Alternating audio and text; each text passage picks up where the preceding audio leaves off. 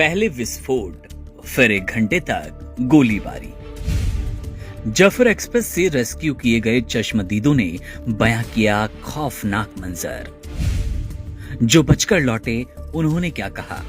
ये कहानी है एक खौफनाक और दर्दनाक घटना की, जब बलूच लिबरेशन आर्मी ने पाकिस्तान में क्वेटा से पेशावर जा रही जफर एक्सप्रेस को बोलन में हाईजैक कर लिया। ये घटना न केवल एक खौफनाक आतंकवाद के रूप में थी, बल्कि इसमें कई मासूम जिंदगियों की त्रासदी छिपी थी। जब ट्रेन पर अचानक एक जबरदस्त विस्फोट हुआ तो सब कुछ पल भर में बदल गया। मुश्ताक मोहम्मद, जो ट्रेन के 3 नंबर कोच में सवार थे, उन्होंने बताया कि विस्फोट इतना जबरदस्त था कि ट्रेन रुक गई और उसके बाद लगातार गोलीबारी होने लगी।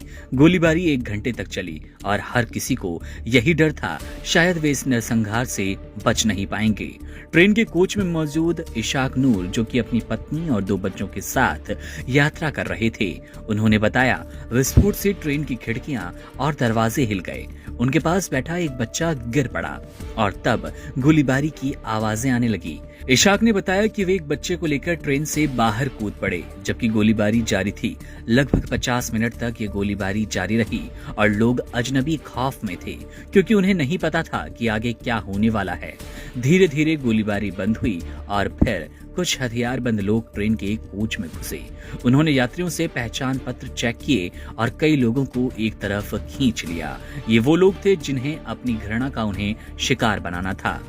इशाक के अनुसार उनके कोच में करीब 11 सुरक्षा कर्मियों को मार डाला गया। जब एक व्यक्ति ने इसका विरोध करने की कोशिश की तो उसे बर्बरता से मार दिया गया और इसके बाद लोगों को डराने के लिए कई राउंड फायरिंग की गई। इस भयावह स्थिति के बीच हथियारबंद लोग बलूचों, महिलाओं, बुजुर्गों और बच्चों के प्रति अपनी नफरत, क्रूरता को खुलेआम व्यक्त कर रहे थे।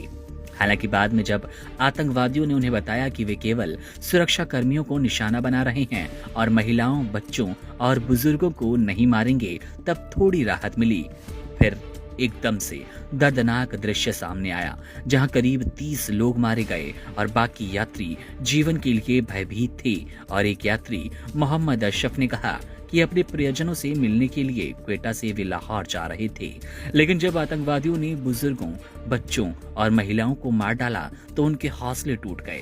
उन्होंने बताया कि रेस्क्यू ऑपरेशन के दौरान सभी यात्री 3 से 4 घंटे पैदल चलने को मजबूर हुए, क्योंकि वे 24 घंटों तक भूखे प्यासे थे।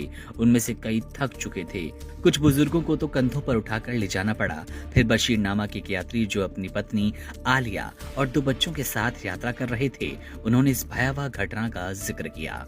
उन्होंने बताया कि बंदूकधारियों ने उन्हें पीछे न देखने को कहा, लेकिन जब रेस्क्यू हुआ तब वे सभी जैसे तैसे रेलवे स्टेशन पहुंचे।